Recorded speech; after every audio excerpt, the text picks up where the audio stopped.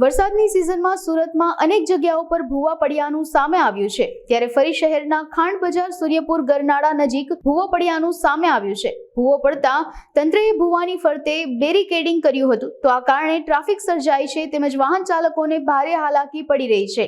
આ સમસ્યાનું યોગ્ય નિરાકરણ લાવવા માટે સ્થાનિકો દ્વારા માંગ કરવામાં આવી રહી છે। નરેન્દ્ર સૂર્યપુર ગરનાળું જે પાછળ દેખાય છે આની કાયમીને માટે સમસ્યા છે। એસએમસી રિપેર કરે છે, એક દિવસ રિપેર થાય અને પછી 4 દિવસ સુધી બંધ રહે છે અને આ મોટો ટ્રાફિક સર્જાય છે।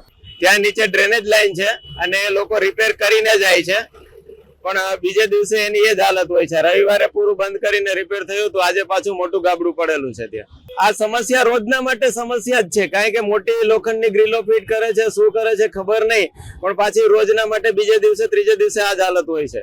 આ તમે જોઈ જ રહ્યો છો, જે પોદાર આર્કેટ સુધી અહીંયાથી લાઈન છે, બ્રિજ સુધી ઉપર સુધી સિગ્નલ થી ઉપર લાઈન પહોંચી ગઈ છે।